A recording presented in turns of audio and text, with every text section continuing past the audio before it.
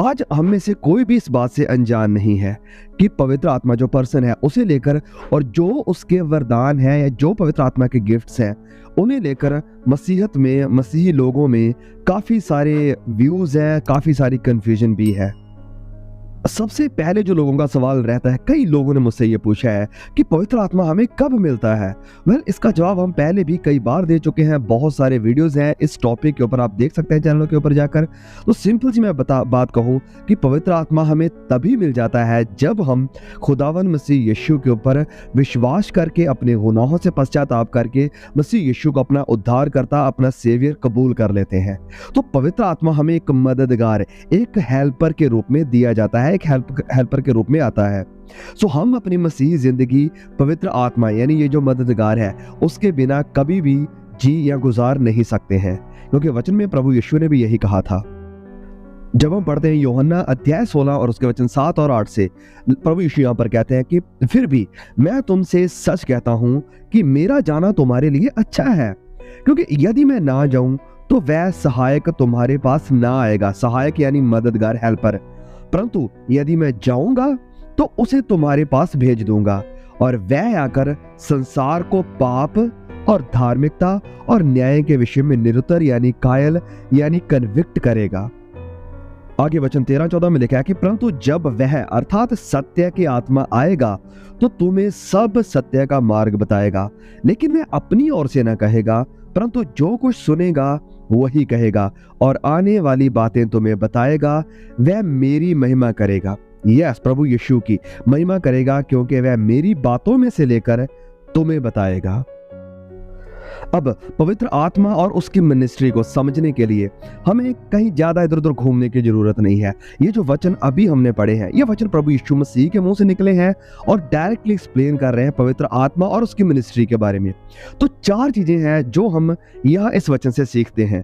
क्या है वो? सबसे पहली बात कि पवित्र आत्मा एक मददगार है, यस हेल्पर है। दूसरी बात कि पवित्र आत्मा लोगों को गुनाह से, धार्मिकता से और न्याय के विषय में कायल करेगा यानी कन्विक्ट करेगा। पवित्र आत्मा की ये सेवकाई है, मिनिस्ट्री है कि लोगों को गुनाह के विषय में, धार्मिकता के विषय में और अदालत के विषय में कन्विक्ट करना। तीसरी मिनिस्ट्री पवित्र आत्मा की है, क्या है कि पवित्र आत्मा जो है वो सच्चाई का आत्मा है, वो सच्चाई के रास्ते पर हमें लेकर जाता है। चौथी मिनिस्ट्री है Holi spirit will glorify Christ, कि पवित्र आत्मा परमेश्वर मसीह यीशु को ग्लोरीफाई करेगा, उसकी महिमा करेगा। अब मेरे मसीह भाई बहनों सुनिए, मुझे बहुत ही ध्यान से सुनिए।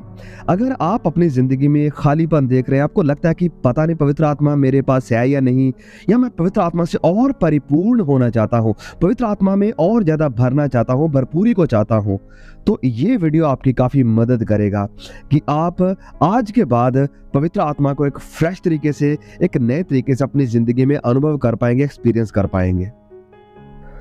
तो सबसे पहली बात, अगर पवित्र आत्मा से आप परिपूर्ण होना चाहते हैं तो आपको पवित्रताई का पीछा करना पड़ेगा। You must seek holiness.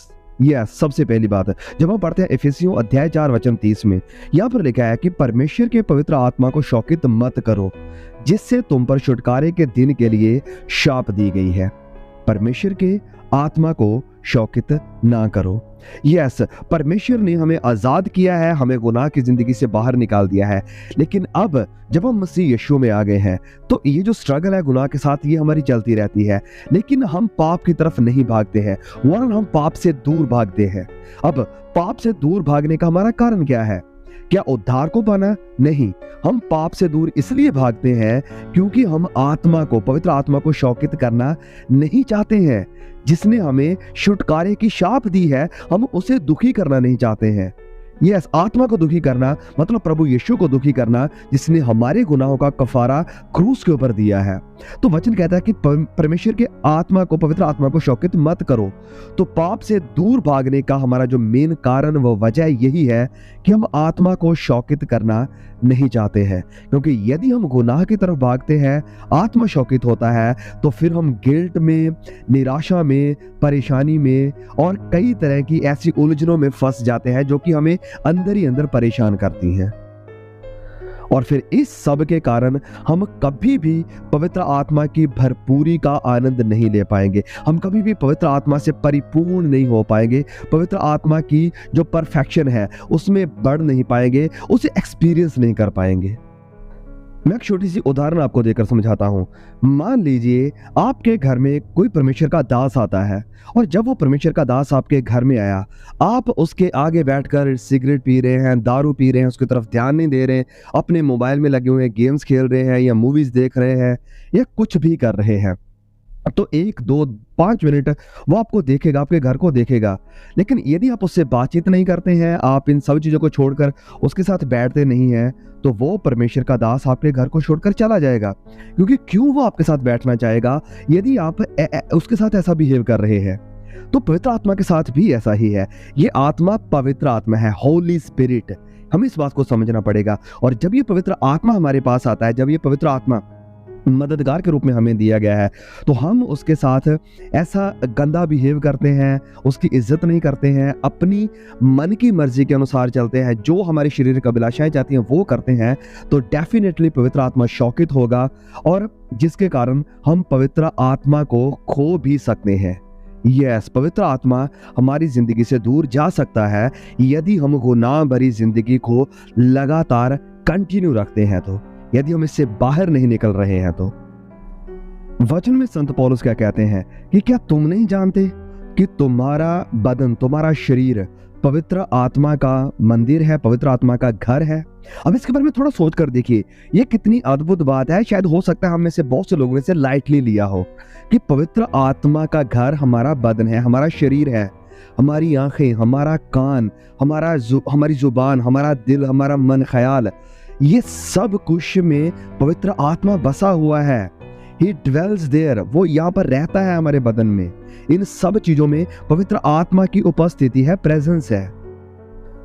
तो अगर आपको लगता है कि आपने बपतिस्मा लेने के बाद, प्रभु यीशु मसीह में आने के बाद भी गुनाह किया है और आप ये पवित्र आत्मा को अनुभव नहीं कर पा रहे हैं, तो आइए मैं आपसे कहूँगा कि आज ही अगर आप तैयार हैं, पश्चाताप करें, प्रभु यीशु मसीह के आगे अपने गुनाहों को मान लें और पवित्र आत्मा से कहिए कि पवित्र आत्मा मेरी ज़िंदगी में आओ, आप मददगार हो, आप हेल्पर हो, आप प्रभु यीशु की बातें सिखाने वाले हो, मेरी ज़िंदगी में आओ, मेरी मदद करो, ताकि मैं भी वैसे ही पवित्र बन सकूं जैसे आप चाहते हैं मैं बनूं।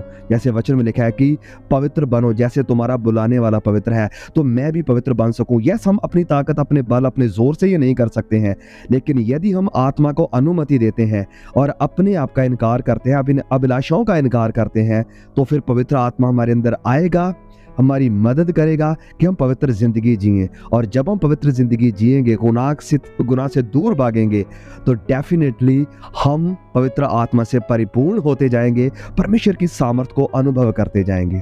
ओके, तो ये थी पहली बात कि पवित्रताई के पीछे भागना।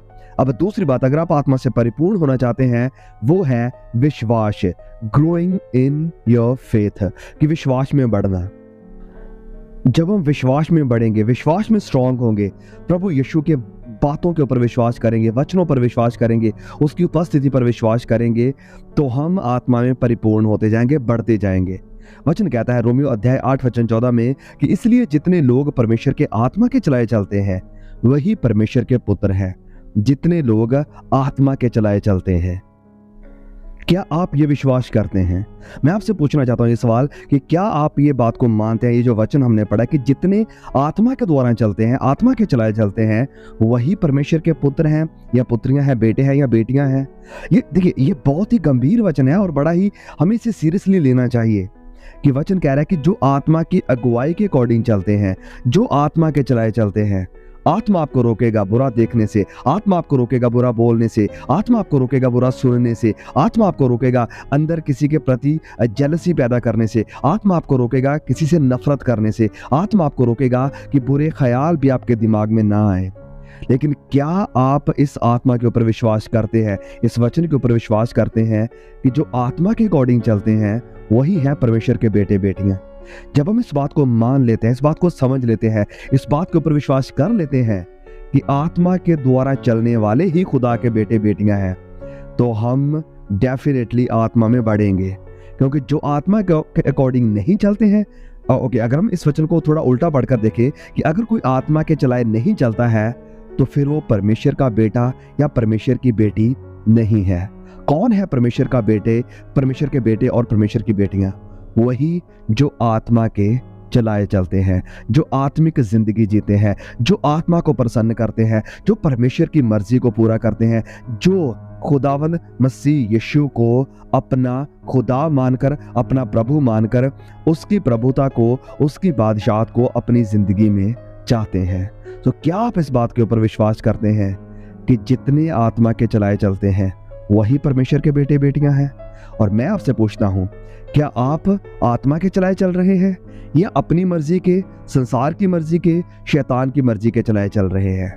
ये सवाल का जवाब आपको खुद अपने आप को देना है। मुझे इस सवाल का जवाब खुद से देना है। तो सोचिए इस वचन के बारे में कि क्या हम सच में आत्मा के चलाए चल रहे हैं। नाउ तीसरी बात, don't be ignorant of the presence of the Holi spirit, कि पवित्र आत्मा की उपस्थिति से इग्नोरेंट ना रहे, नजरअंदाज ना रहे।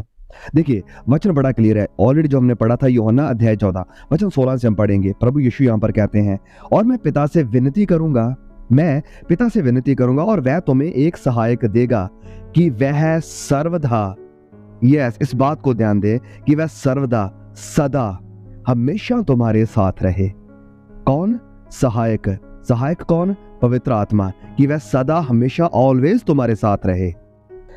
सबसे पहली बात जो हमें समझनी चाहिए यहां पर कि यह वायदा कर कौन रहा है? खुदावन मसीह यीशु, जो वायदों का सच्चा परमेश्वर है। जो वो कहता है वो कभी टलता नहीं है, जो वो कहता है कभी झूठ नहीं होता है। उसने कहा है कि वह सदा तुम्हारे साथ रहेगा। और इससे बड़ी सौभाग्य की, इससे बड़ी अपॉर्चुनिटी हमारे लिए और क्या ही हो सकती है कि पवित्र आत्मा एक मददगार के, हेल्पर के, सहायक के रूप में सदा हमारे साथ रहे। और प्रभु यीशु ने अगर ये बात कही है तो हम उसके ऊपर शक, संदेह, डाउट नहीं कर सकते हैं। हो सकता है आप में से भी कई लोगों ने इस बात को सुना हो या कई बार अनजाने में कहा भी हो, किसी इबादत के बाद, आराधना के बाद, प्रार्थना के बाद, कि आज मैंने पवित्र आत्मा की उपस्थिति को महसूस किया। आपने महसूस किया, it was just your feeling. लेकिन पवित्र आत्मा और प्रभु यीशु मसीह की बातें आपकी फीलिंग के ऊपर डिपेंड नहीं करती हैं। आपने फील किया, इसका मतलब कि आप अपनी फीलिंग के अकॉर्डिंग चल रहे हैं, लेकिन प्रभु यीशु के ऊपर विश्वास के अकॉर्डिंग नहीं। We walk not by sight but by faith. हम विश्वास के द्वारा चलते हैं। जो वाक प्रभु यीशु मसीह ने किया है उसके ऊपर विश्वास करके चलते हैं कि नहीं, सिर्फ इस आराधना में ही नहीं, वरन हर पल, हर वक्त पवित्र आत्मा मेरे साथ है। सिर्फ ये 1-2 घंटे के लिए नहीं, हर पल, हर दिन, हर रात पवित्र आत्मा मेरे साथ है। मेरा सहायक है वो, क्योंकि प्रभु यीशु ने ये बात कही है। और इसीलिए मैंने कहा कि हमें इस बात से और प्रभु यीशु मसीह के इस वचन से इग्नोरेंट रहने की जरूरत नहीं है। हमें इग्नोरेंट नहीं होना है पवित्र आत्मा की उपस्थिति से। वो सिर्फ एक बार नहीं आती है और गई, कभी मिल गई, कभी ना मिली, हमारी फीलिंग्स के ऊपर डिपेंड नहीं करती है। पवित्र आत्मा की उपस्थिति हमेशा हमारे साथ है। और and be not ignorant of this, इस बात से कभी भी अनजान ना रहे, इग्नोरेंट ना रहें। पवित्र आत्मा आपके साथ है हमेशा, और वो अलग अलग तरीके से आपकी ज़िंदगी में काम करता है, आपके साथ बात करता है, आपको लीड करता है, आपको पवित्रता की तरफ लेकर जाता है। लेकिन हमारे लिए, क्योंकि हम अपनी उलझनों में फंसे हुए हैं, क्योंकि हम अपनी ही निराशा में, अपनी ही प्रॉब्लम्स में फंसे हुए हैं, जिसके कारण हम पवित्र आत्मा की कई बार डायरेक्शन को नहीं समझ पाते हैं या नहीं देख पाते हैं, और हम उसकी उपस्थिति को भी अपनी ज़िंदगी में रियलाइज़ नहीं कर पाते हैं, क्योंकि हम फीलिंग्स के अकॉर्डिंग चलते हैं।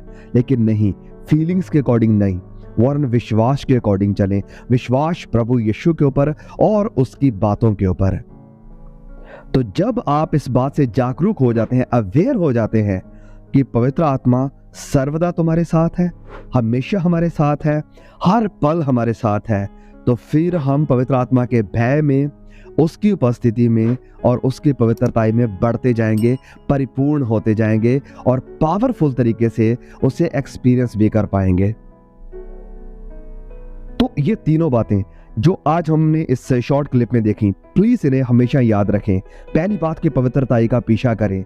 ये नहीं कि आप गुनाह का पीछा कर रहे हैं, अपने आप को खुश करने में लगे हुए हैं, अपनी अभिलाषाओं को, अपनी आंखों को खुश करने में लगे हुए हैं, तो पवित्र आत्मा से आप कभी परिपूर्ण नहीं हो पाएंगे।